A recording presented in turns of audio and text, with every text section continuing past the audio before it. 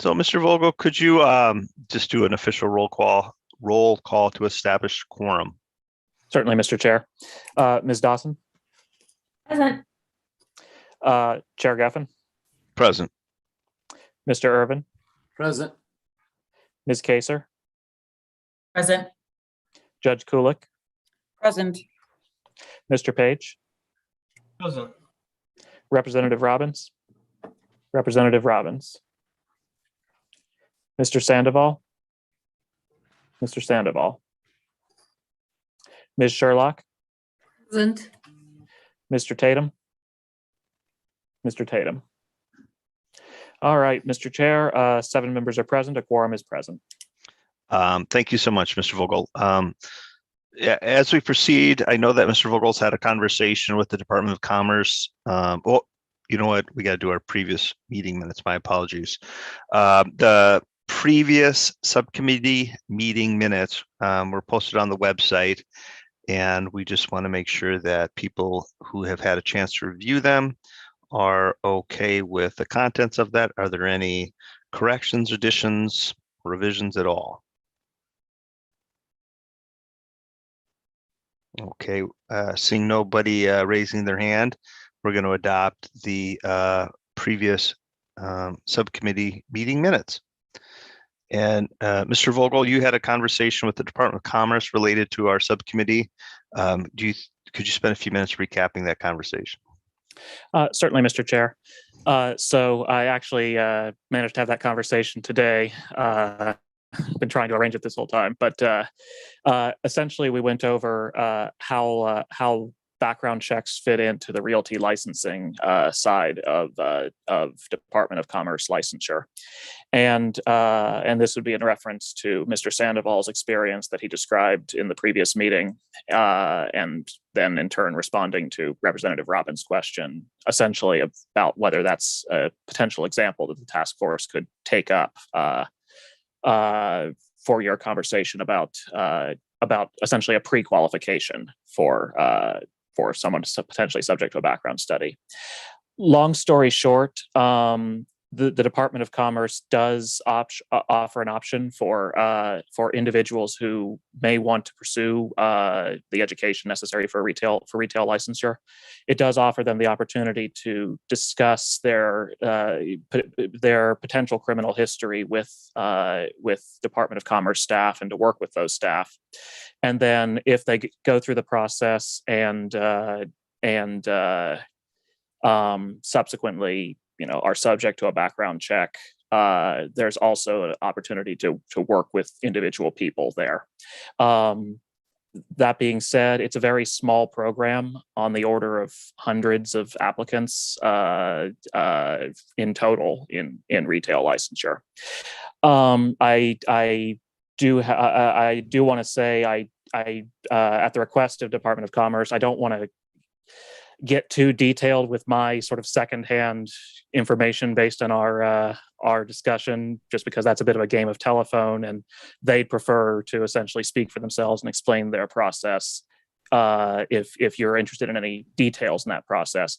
But just as a general conclusion from that conversation, it sounds like somebody who's going through the retail licensure process has more of a human face on the Department of Commerce end.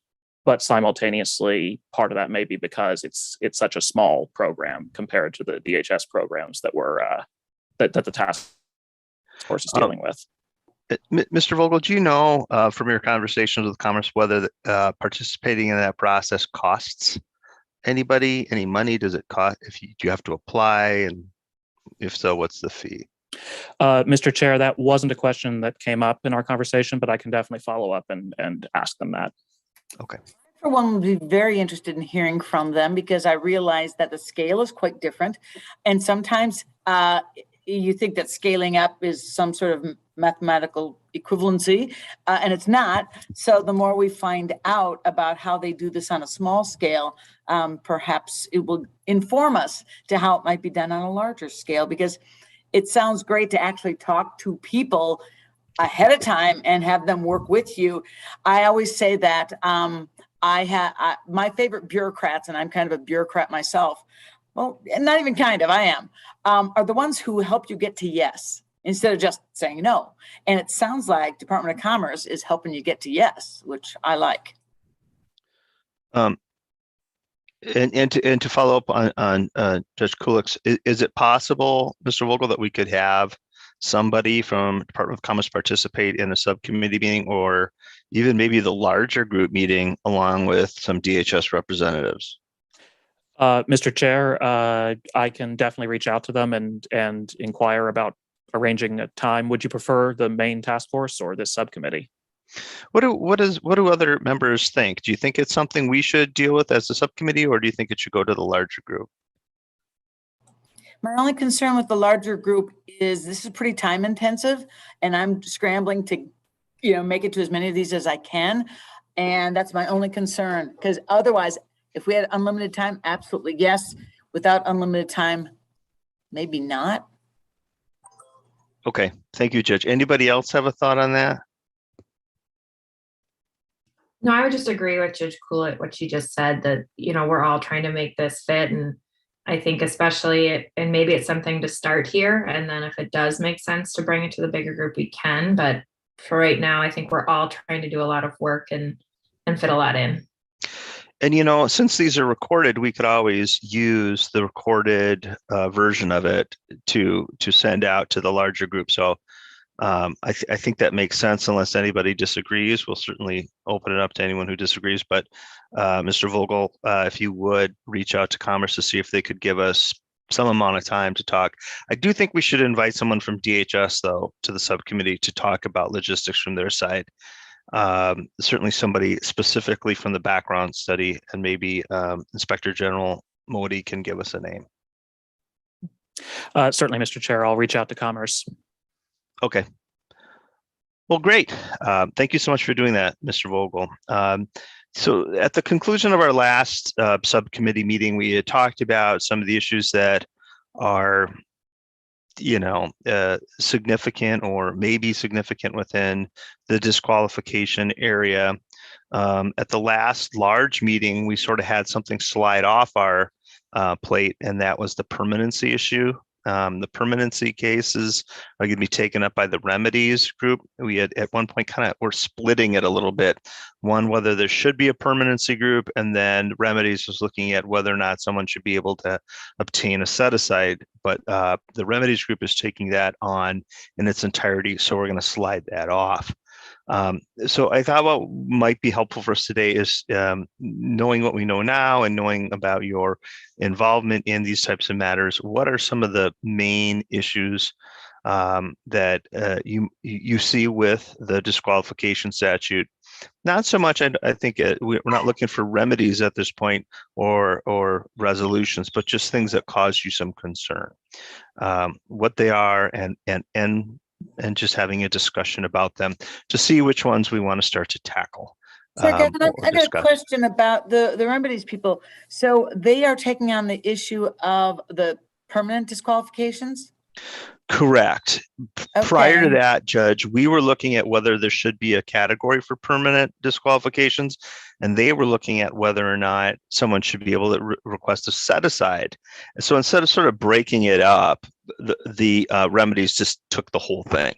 Okay. Well, and I want to go back to something that's kind of an ongoing theme with me, and that is the juvenile adjudications. Yes. It wasn't that long ago that the U.S. Supreme Court decided that it was unconstitutional for a juvenile, even if they were convicted of the most heinous crime, to have life in prison without the possibility of parole.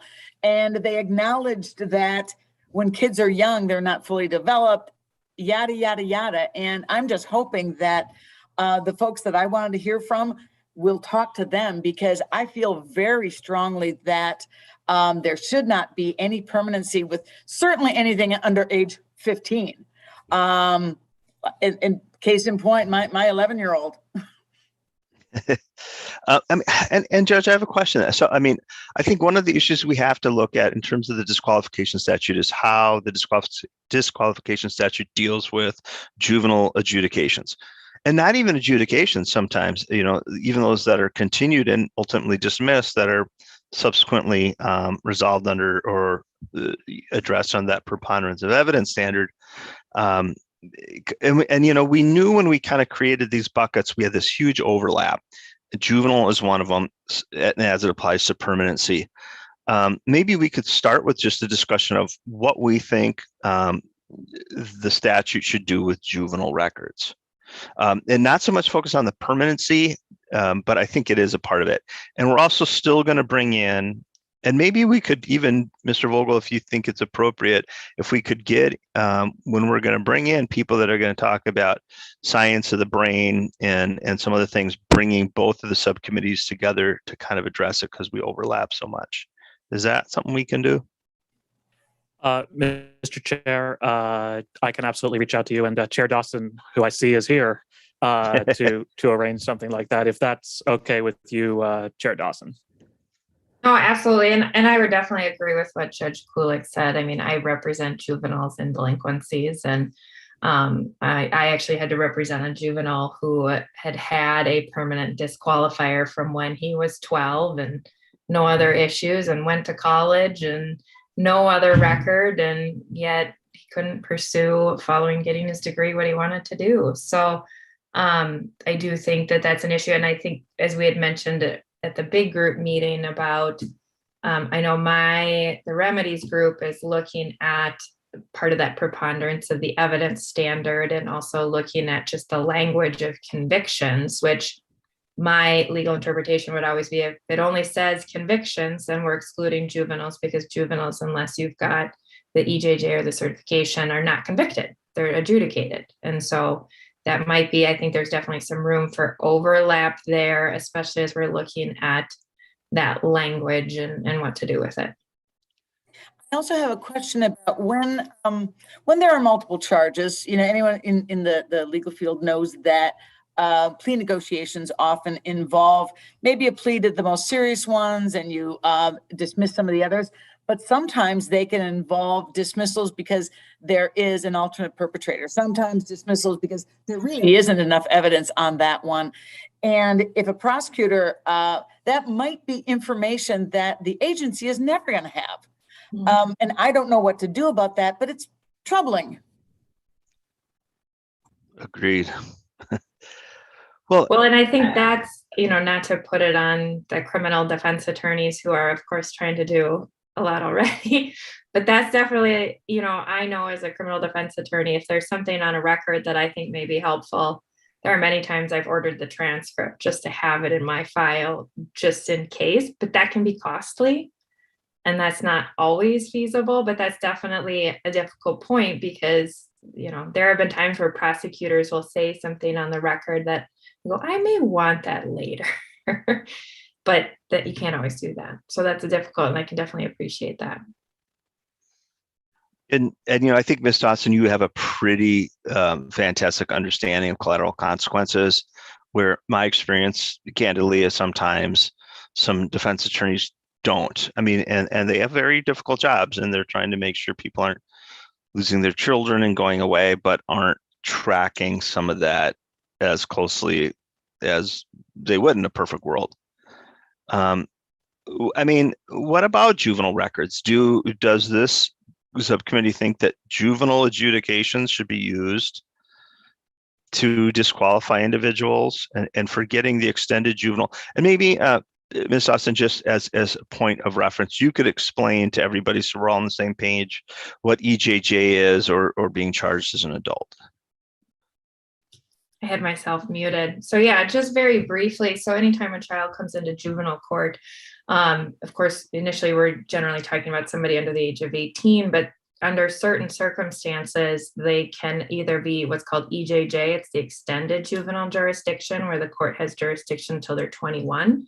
So the court can hold essentially that adult prison sentence over their head. And then, of course, in certain circumstances, they can be certified to stand trial as an adult.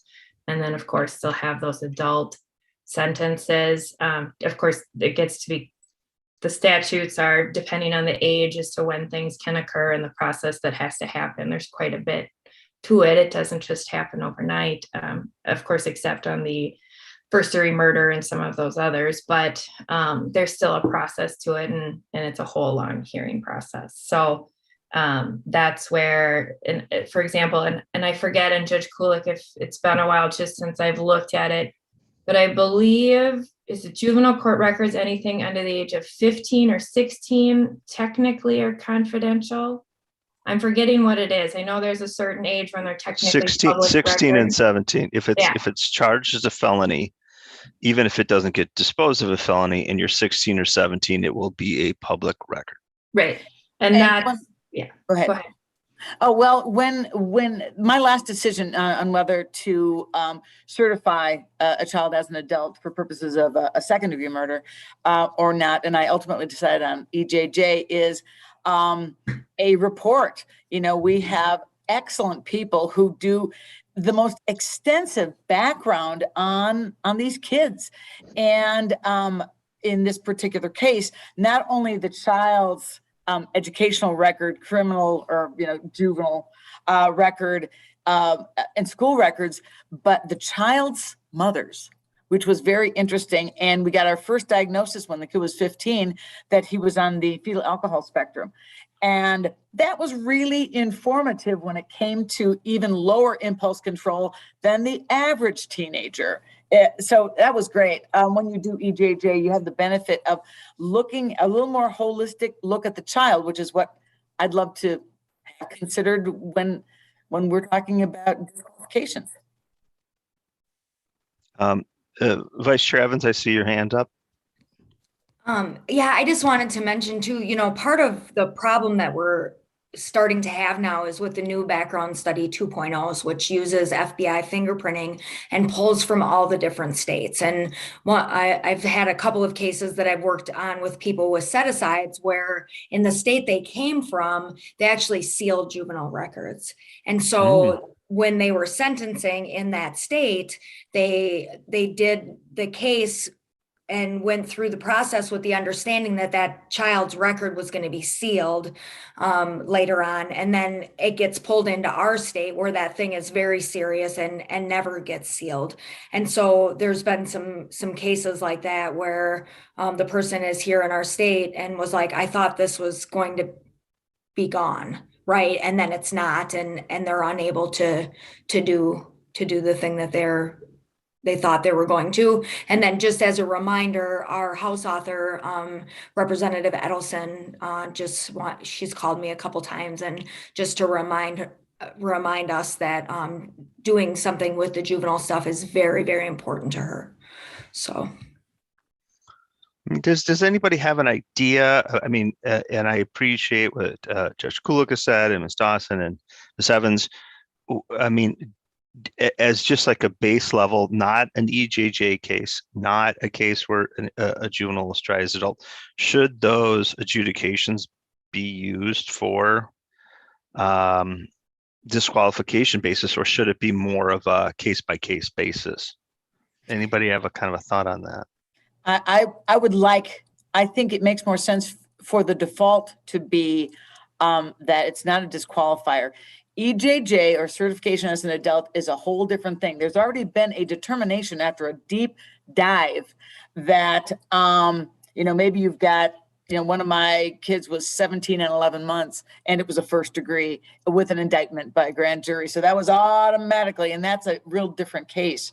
But those where you've got a child either so young or because it was a lower level crime when they're still kids with their brains developing, I'd love to see them sealed and that have some meaning even with our agencies.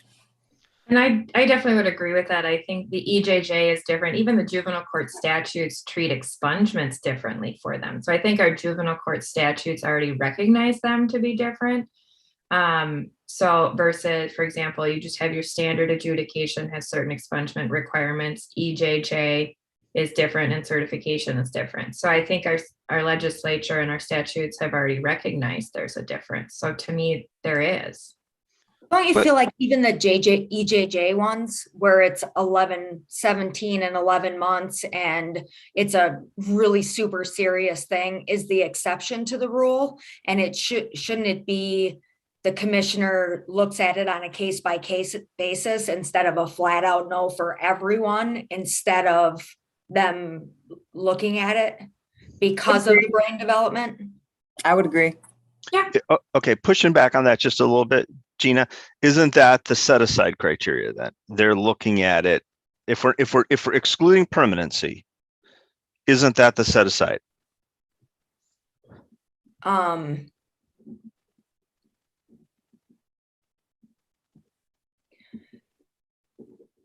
Yeah, but that's what I mean, like not excluding permanency because they're juveniles. Okay. That's what I'm talking about. Like juveniles should be the exception to the whatever permanency there is because of brain development, because they're young, because they're right. That's what you're saying, Judge Kulik. That it should be different. Yes. Yes. Does anybody have a counter argument to the idea that the juvenile adjudications, non-EJJ, non-certified, that they should be excluded? Does anybody think that they should be included?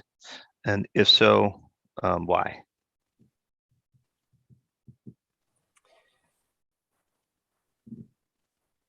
Mr. Page. Thank you, Mr. Chair. There are some crimes that I think, some employers, some the public safety would benefit by at least having knowledge about and making informed decisions. And I'm not saying that there would necessarily need to be, maybe it's a flipped presumption. There are some serious crimes in the 15-year disqualification period that would possibly merit not licensing someone to do certain work. They include assault in the 5th degree,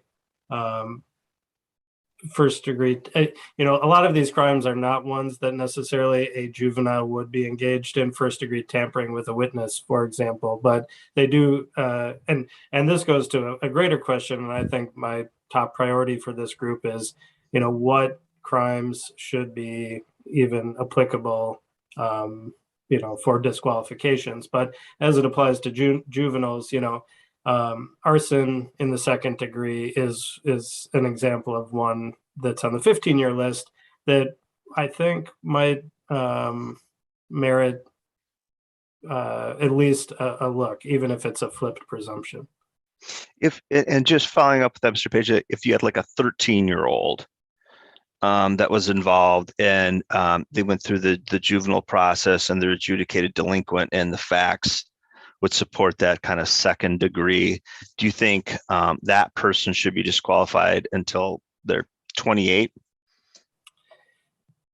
It's a good question. If and one that I don't have an answer to, but I am trying to provide that counter argument and pushback. I appreciate that. One thing that I think we forget a lot is, particularly for juveniles, there is a greater spectrum of diversion options for juveniles, and at least in Hennepin County, and I think it's likely true elsewhere as well. But if someone receives an adjudication, that means that they haven't had the opportunity to do diversion. They're not a candidate for diversion, and the system as a whole has said, this adjudication is necessary for public interest. And so one might consider that would be that public safety interest would continue. And what, the length of time is another question. Right. I don't know that a 13-year-old should be prevented until they're 28. But I think that's a separate question. Right. Well, And one is that in rural Minnesota, where I am on the bench, we don't have as many options for kids in greater Minnesota. And so being adjudicated is, I think, a little more likely. And in a perfect world, I would love to see something that is tied to the science on brain development, frankly. So if it is a 13-year-old, 28 might be a little long, but 26, about then.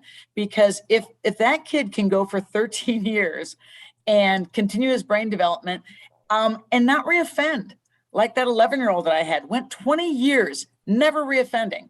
was 31 and still, a registered offender. So the idea of passage of time, showing rehabilitation and an opportunity to complete your brain development, maybe there's something there. What about another piece of pushback? So the juvenile expungement statute's pretty broad. It doesn't exclude anything. So anyone with a crim sex case could, and truthfully, I've done it, where you can expunge it, unlike the adult statute.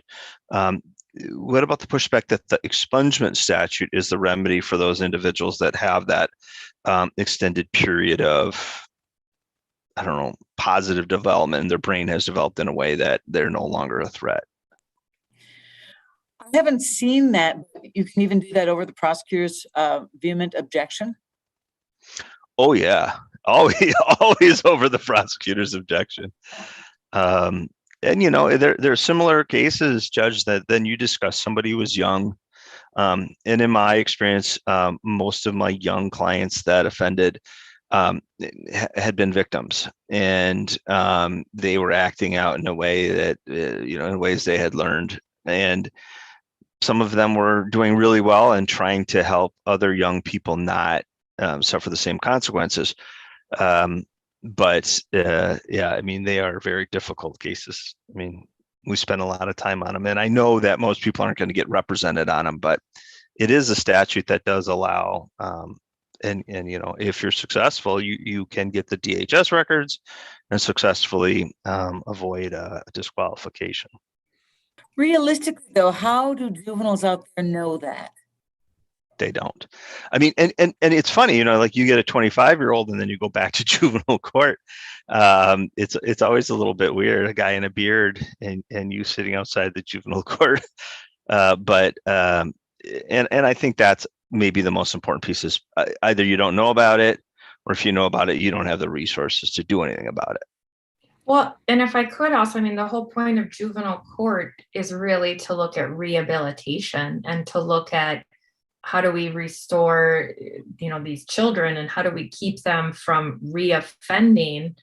And then when we look at how much background, having that background, if it is public information and employers can find it, and then they're prevented from working in certain jobs and actually providing for themselves, well, then technically juvenile court has failed, and has failed from the very beginning. So I don't know that I would say the expungement statute fully covers this, because a juvenile has to know about it. They have to know how to do it. They have to do it properly.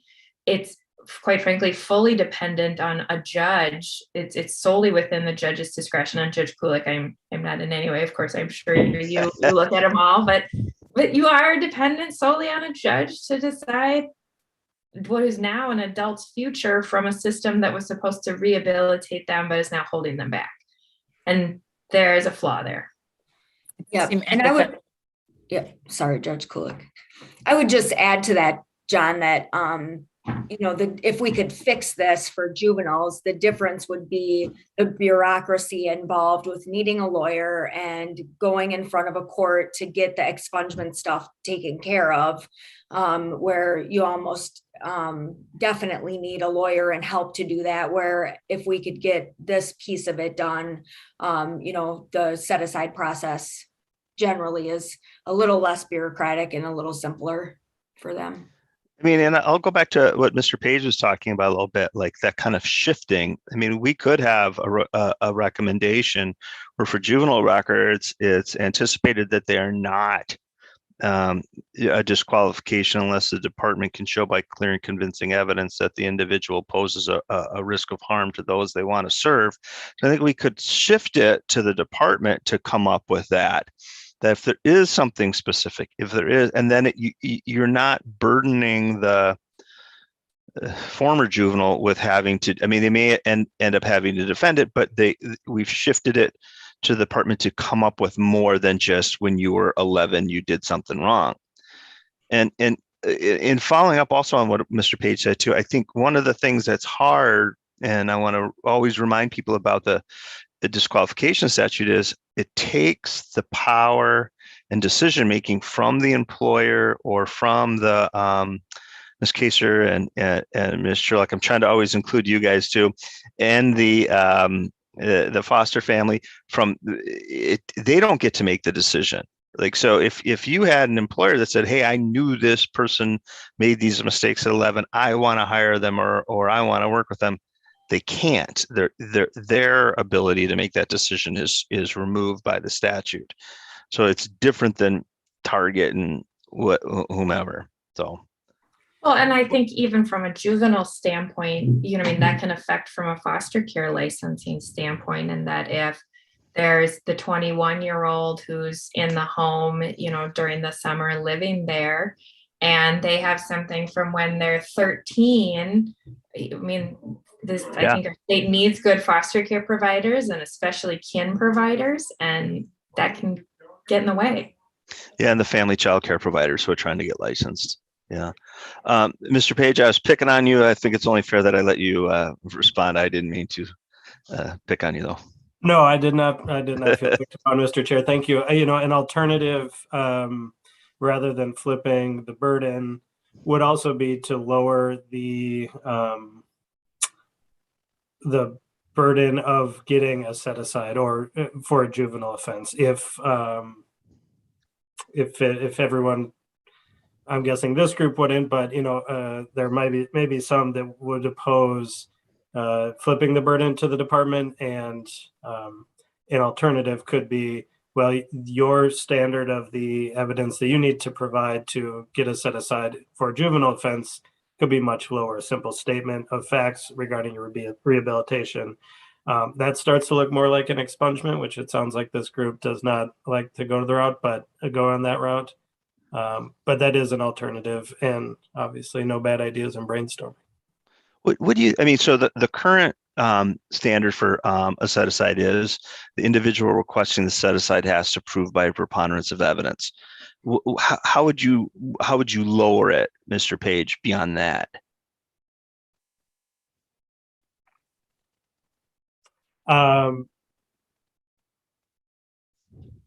That's a good question, Mr. Chair.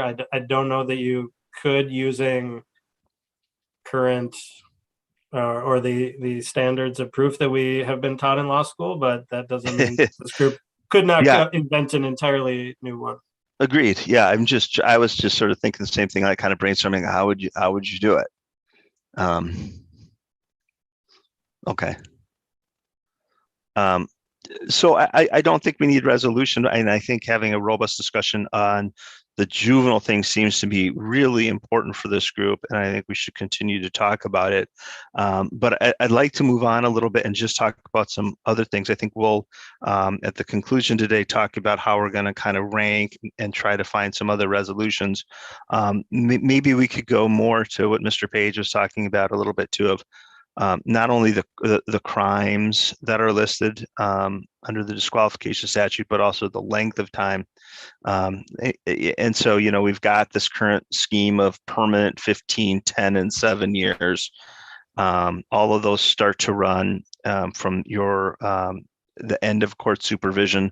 So 7 is off, and always an 8-year. A 15-year disqualification is usually about 18 to 20.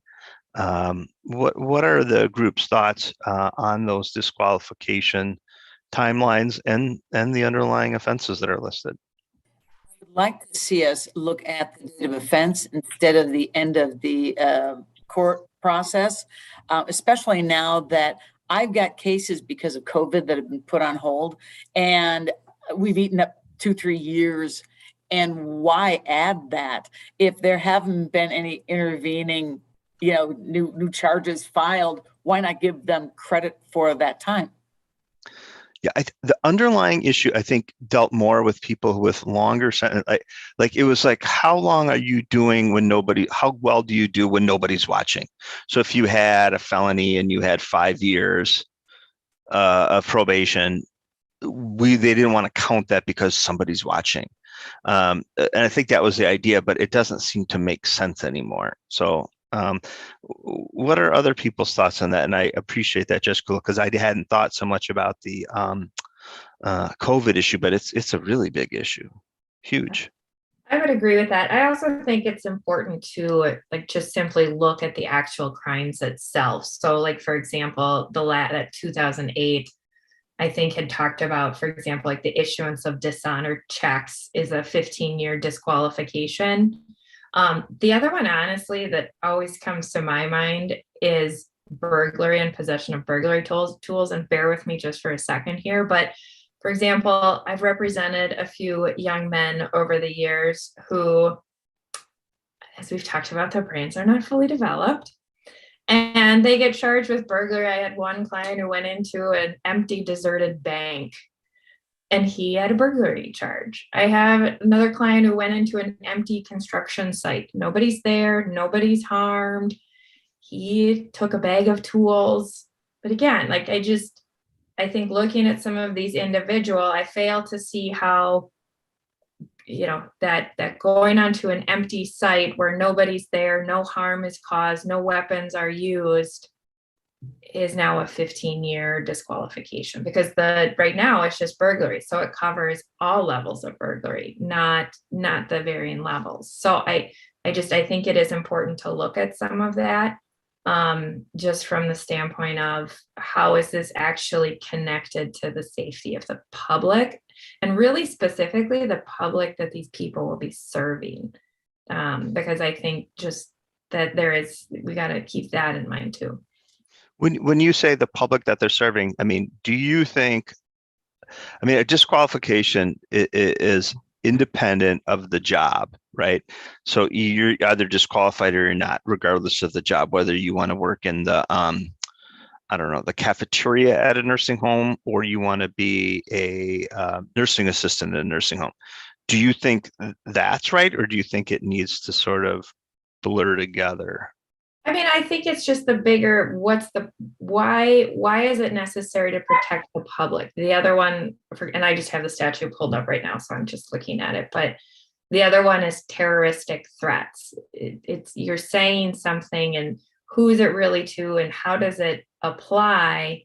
Again, having represented people, especially if you're looking at what are the circumstances that this is arising out of.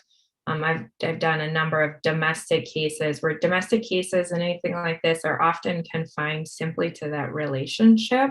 And I don't want to downplay it because, of course, that's not acceptable behavior. And of course, the victims have the right to feel that they wait the way that they do. But again, it's often confined. Often we only see those behaviors as part of that relationship, not their outside and how they actually treat other people. And so I think it is important for this group to actually look at the crimes that are listed, as well as the length of time and why does it actually make sense? Okay, and I think there's appellate cases that support exactly what you're saying, Ms. Dawson, that you can't just look at the crime, you have to look at the impact. Exactly what you said. One of the things that's so easy about our current statute is how it separates felony, gross misdemeanor, and misdemeanor. And so it's so easy to go, okay, it's a felony, well, then it's 15. Well, if it's gross misdemeanor, it's 10. Do we want to recommend blowing that up, which would make it a little bit more, make it more difficult as somebody reviewing cases? And before we get to that, I see Vice Chair Evans' hands up, and my apologies. I think I usurped her. Nope, I just put it up. So I was at the GOP caucus meet and greet today and talked with somebody from Blue and White Taxi. And so taxi cab drivers who almost never even have contact, right, with the people that are in the back of their cars are under these same statutes as everyone else. And they are very interested in partnering with us in some kind of way on this, however we figure out how to have public comment. But they have somebody that the preponderance of evidence, it was a domestic with a girlfriend. One time it was expunged here in Minnesota, but the actual thing is in Wisconsin, where they don't do that kind of thing ever. And they pulled the 2.0 from Wisconsin, and the whole thing happened, and this taxi driver can't work anymore. And so how do we do that, right? Because his job of sitting in the front of that cab and working with individuals, and it was like literally 20 years ago, but it's a domestic, right? And so even though we cleared it, Wisconsin hasn't, so it's still open and DHS can see it. And so how do we do that? How do we look at the actual job people are doing and how it relates to the crime they committed? Somebody wants to work in the bank and they have financial transaction card frauds, that holds more weight. The other thing I just want to remind everybody about is like how many of the crimes that are on people's records are maybe from a time in their life when they were using substances and now they have been sober for a certain amount of time, and that isn't the person they are anymore. And that's why the data shows that substance use disorder is so much larger, because people that use drugs and alcohol get clean, want to go back into that field. And that's why we see the disparities in that data so much. So just a couple points. Yeah, and it leads, I mean, I think we touched on this with Ms. Dawson a bit, is our current statutory scheme is this sort of independent review of disqualification, doesn't look at your job, doesn't look at your personal circumstances, is just based on the record, are you disqualified? Then the second tier is, should it be set aside based on both the job you want and the particular circumstances? Mm-hmm. And so I think one of our questions is that a scheme that we're okay with? It just in structure. And I mean, we can make changes within that structure, or is that something that we should recommend changing? I feel like it's a very expensive way to do it, don't you? I think both ways are expensive. A lot of time, resources. It's like, if you're going to give this a look, you give it 2 looks instead of just doing it a good look the right way from the get-go. And it's interesting, the data sets that we're getting from the department talk about really high rates of set-asides. And as somebody that's done a bunch of set-asides, you probably about 80% right away. If you've got a 15-year disqualification, it's been 12 years and you've been doing good, you're going to get it set aside. And the question always is, why do you have to go through all that? Why can't it just get sort of set aside right away? Everybody knows it's going to get set aside. Why do we got to go through 4 months? And the other side of it is, you also know that if you have a felony assault after 6 months, you're not getting a set aside. Yeah. And I always feel bad for the people trying to get them because you're not getting it. Yeah. So I don't know how to make that work better. In the world of algorithms, it just doesn't feel like it should be so much work on everyone's part to make this work. And the other thing, the department, so if you apply for a set aside at St. Joe's Hospital, they don't really look too much at the job, because if you get a set aside and you work in the laundry, you actually could keep that same set aside and become a nurse. Once you're there, you can move anywhere within. As you change jobs, it just doesn't matter, which has always seemed kind of weird to me. Well, unless you have to also do meds or whatever, then there's a Department of Health set aside that also needs to get done. So we have that problem sometime between, Dave could talk more detailed about this, but between our 2 programs, because one of them, Dave's got his hand up. He can talk about it more clearly than me. Please. Thank you, Dave. So we have a number of licenses. We have a short-term women's program, and it's a specific building that gets licensed because DHS comes in and looks at the space. Right next door, we have another building that needs another separate license. We have a long-term program, a short-term program, men's, women's, by building, by city. If I get a set aside and my license is affiliated to the short-term women's at Grace Manor, and I want to transfer to Freedom Manor, which is 3 miles away, I have to reapply for another set aside. To me, that doesn't make any sense. It's what you were just explaining, the flip side of it, Chair. But to me, it's okay if you've deemed that I'm not a risk to people that I'm working with, then why can't I transfer within my organization? And that, I think, Mr. Irvin, was the idea of the traveling set aside. But but I don't think we've seen it really come to fruition that it really ever worked or occurred. But I agree 100%. Yeah, Ms. Sherlock. Thank you, Chair. I believe I have a question. One is the preponderance of evidence, which is, I think, one of the biggest issues that's impacting the whole situation.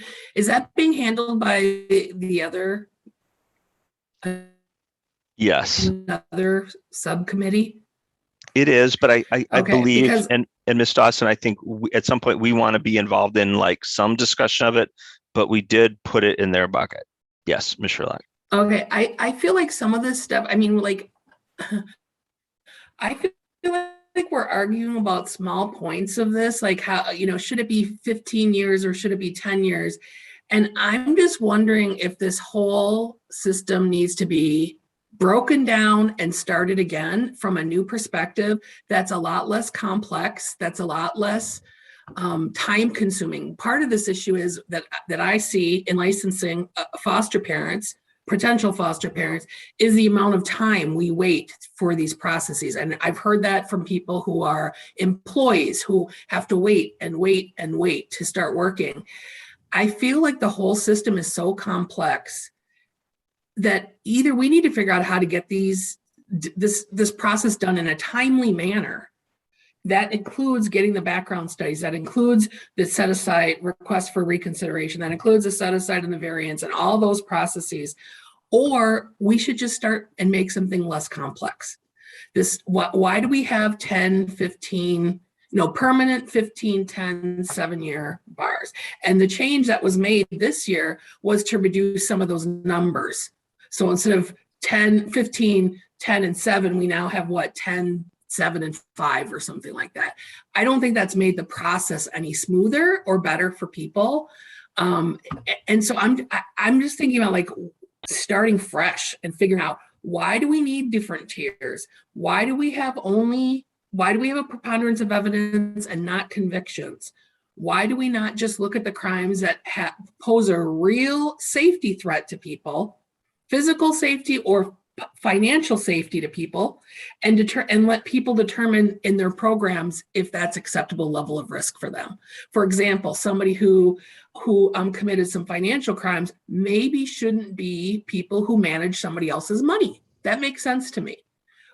But some of these crimes don't make sense to me. I don't understand why, if you're convicted of Medicaid fraud, for example, you cannot be a foster parent, for example.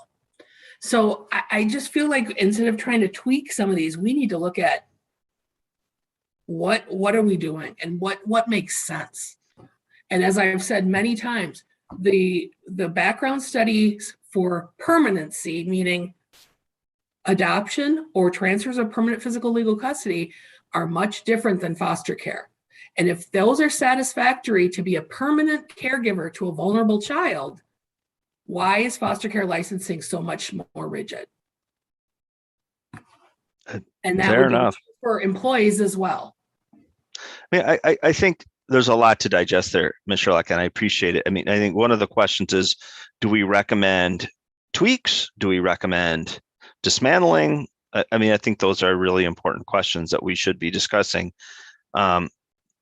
I mean, the other part, I think, is, as you indicate, is who should be making the decisions regarding this? Like, should the employer or agency make the decision, or should DHS be making the decision prohibiting? Because it's such a unique statutory scheme saying you cannot hire.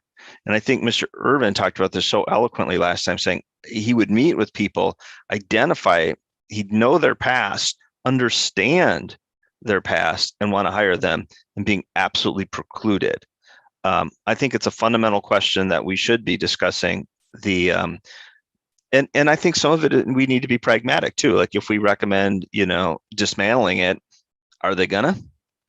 Or I think that's just reality.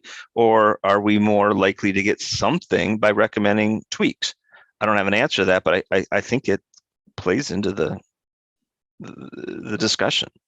Well, those are legitimate questions, because we have myself, my county has been involved in trying to make some bigger tweaks for foster care licensing background studies and have been met with a lot of resistance, quite frankly. So, you have a point. It seems like this is a lot of people's time and energy, though, to tweak a system that's not working that well. And if we just tweak it, is there any reason we should be waiting a year or more to go through these processes? And as I've heard many times through these meetings, the people who have to go through the processes don't understand. It's not well explained to them. It's not well laid out. And they're basically on their own trying to figure out how to jump through the hoops. And it just feels like something has to give as far as the complexity of this process for a number of reasons. And the time commitment is, when I'm hearing that people who want a job try to start going through this process and it takes so long to get an answer, that even if the answer is yes, we'll give you a variance, the job is now gone. And that variance can't go to another of the same, like a different business of the same work. You have to start all over again. So this just doesn't seem like this should be the case. And as I said, we have a lot of disparities. We have a lot of racial disparities in all of this work. And I appreciate everyone's attention to the juveniles, because I work with kids that don't have well-formed brains, that have extreme trauma histories and experiences.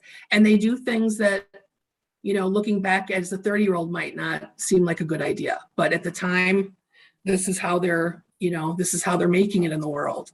And this could really impact them for the rest of their lives. And it's a very unfortunate situation. So I just feel like we have a lot of things to try to dig at here.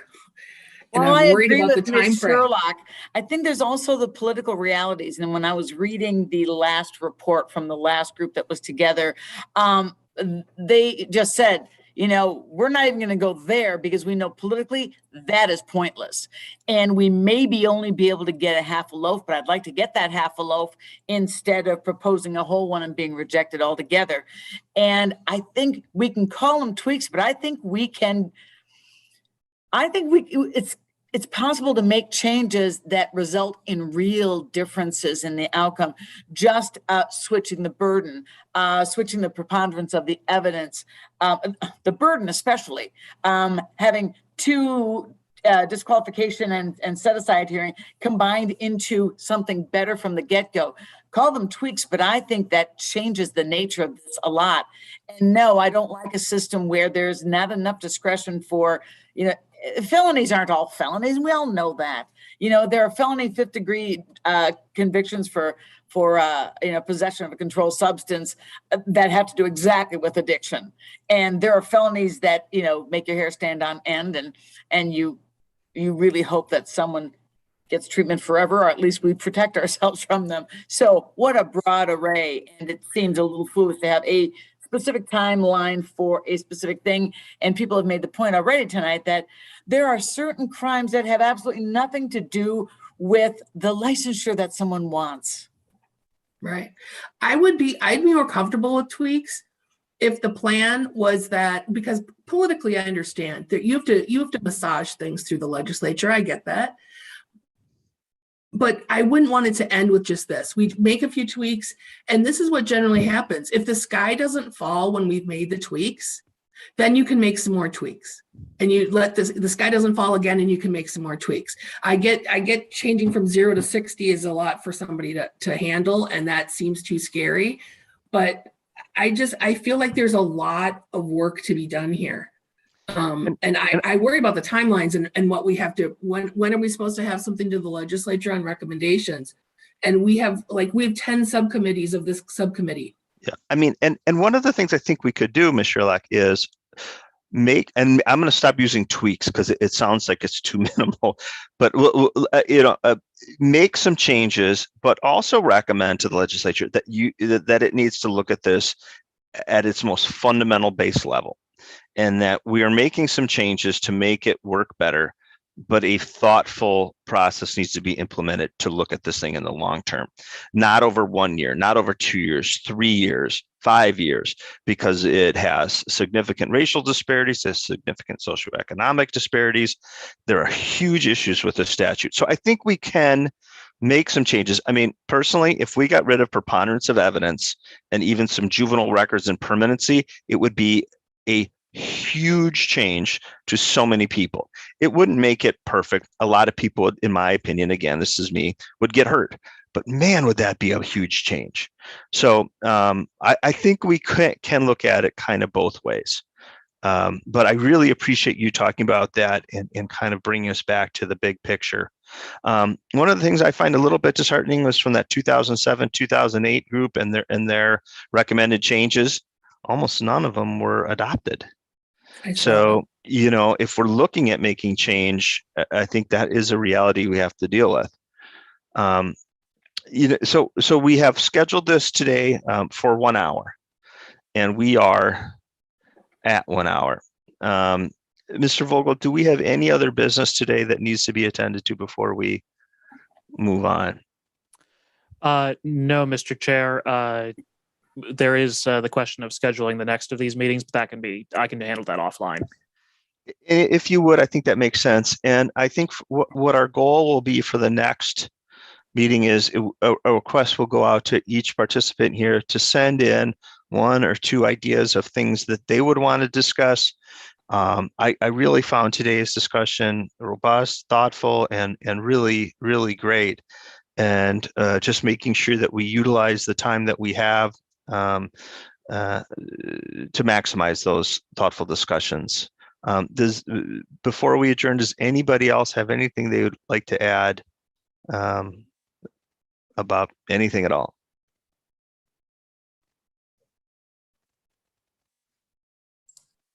I did have a wondering, and maybe for further discussion, is I recall from the 2008 report, they had something about the vagueness of some language around drug and alcohol use, I think, how DHS defined that. And I was just curious if that's still kind of vague. And we need to look at that and making some recommendations, because yeah, there's some federal language in there that required them to add that weird disqualification about drug and alcohol. And maybe we can have someone, maybe Miss Inspector General Modi, talk about that. What's a little bit weird about it is it's not used very often for the disqualification stuff. But I agree, Ms. Kaser, it is weird and vague. And I think when DHS has presented before, they've talked about it in vague terms about having to fulfill some federal language mandates. But it is weird and vague. So let's follow up with that, Mr. Vogel, if we can, with someone from DHS, because it is weird. Certainly, Mr. Chair, I'll get in touch with them. Okay, thank you, Ms. Kaser. Anybody else? Okay, so with that, with nothing else being raised, we're going to adjourn for the day. And once again, I just really appreciate everybody's time, thoughtfulness, and dedication to making the system better. Thank you. Thank you. Great meeting.